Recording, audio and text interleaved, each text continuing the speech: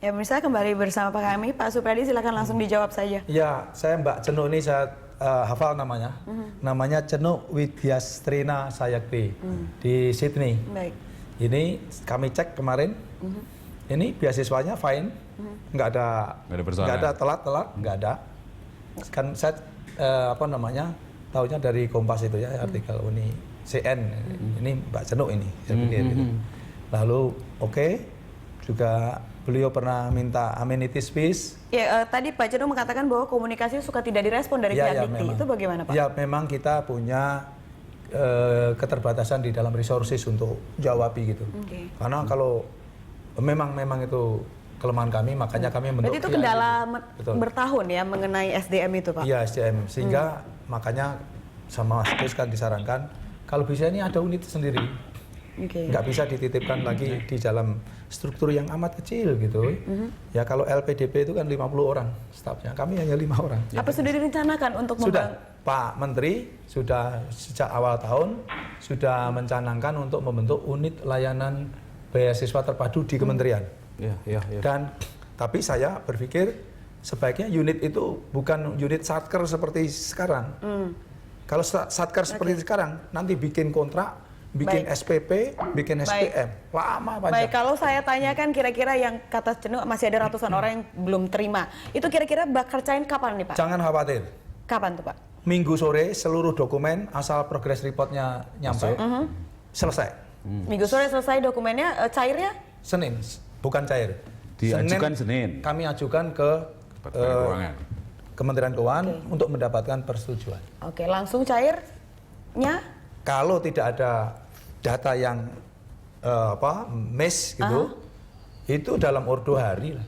2 hari dari Senin ya, kemungkinan Rabu. Atau baik. Bolehlah kita mengatakan begini, baik. Minggu depan seluruhnya itu proses pencairan. Baik. Kalau nggak cair, Mas Priyadi keliling-keliling. Baik, Mas Agus, secara singkat masukan gini, bahwa yang paling untuk penting ketika ini bertahun-tahun terjadi, tadi lembaga tadi dia harus mengelola keuangan sendiri. Artinya apa? Kalau kemudian terjadi keterlambatan ini tidak melalui proses tadi, atau proses itu bisa belakangan. Artinya ketika persoalan hidup tadi terselesaikan dalam waktu yang cepat, kan persoalannya ini ketika dia ngadu terus nggak ada solusi gitu. Tapi ketika ngadu terus dan nggak dijawab itu karena memang orang ngerti karena duitnya ada di situ toh. Duitnya tidak ada di situ, dia harus proses pengajuan lagi. Yang kedua, pengembangan infrastruktur yang memadai sehingga aspek komunikasi menjadi hal yang tidak menjadi barrier gitu justru. Ini kan komunikasinya jadi acak adut karena ada persoalan infrastruktur yang tidak terbangun secara baik.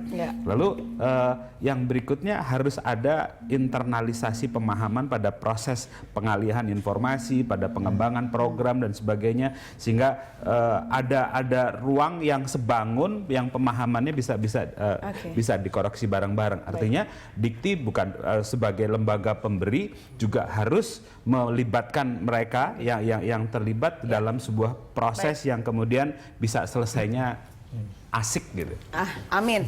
Oke, ini untuk Mas Nasir.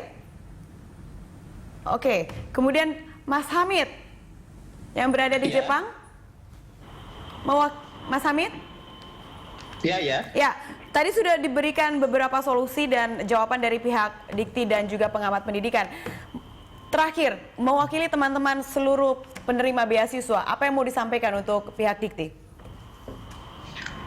Yang pertama, saya mungkin mau menjawab. Ya Pak Nasir. Tunggu Mas.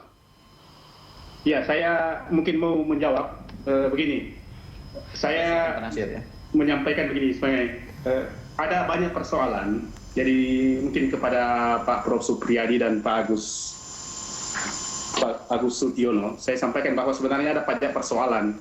Nah, persoalan itu mungkin saya tidak akan merinci karena di kesempatan ini waktunya sangat singkat. Baik, secara singkat kira-kira apa yang mau disampaikan Hamid? Tapi saya balik. Yang pertama itu adalah masalah tuition fee berkaitan dengan guarantee letter. Perlu dipahami bahwa garansi letter yang dikeluarkan Dikti itu tidak berlaku, tidak bernilai, sehingga mahasiswa itu harus membayar. Kalau sebelumnya, dengan waktu saya datang itu, garansi letter itu diakui, jadi dengan mengibaskan saja garansi letter, university itu tidak perlu pakai bayar. Nah, masalahnya di situ. Kemudian, Dikti itu tidak memfollow up tentang gratiletter itu, sehingga universitas tidak mengakuinya, sehingga mahasiswa menganggapnya atau university menganggapnya itu adalah persoalan bahwa mahasiswa ini bukan sponsor studi, bukan mahasiswa yang dapat beasiswa. Ini artinya mahasiswa yang bayar sendiri. Itu satu. Baik, Mas Nasir. Yang kedua, Mas Nasir. Yang kedua, ya. Kami sudah menangkap poin pertamanya, Mas Nasir. Mungkin lain kali kita akan berbincang-bincang lagi mengenai hal ini. Ada beberapa poin yang sudah kami tangkap. Waktu kami cukup singkat. Terima kasih telah bergabung bersama kami. Baik, Pak Mas Agus dan Pak Supriyadi juga waktunya sangat singkat. Kita sangat padat, kompak nih ngobrolnya gitu ya. Tapi terima kasih telah hadir bersama kami untuk berbincang-bincang hari ini. Terima kasih. Minggu depan pencairan. Amin. Ya pemirsa, itulah dialog jurnal siang kali ini. Kami akan kembali dengan informasi menarik lainnya setelah jeda pariwara.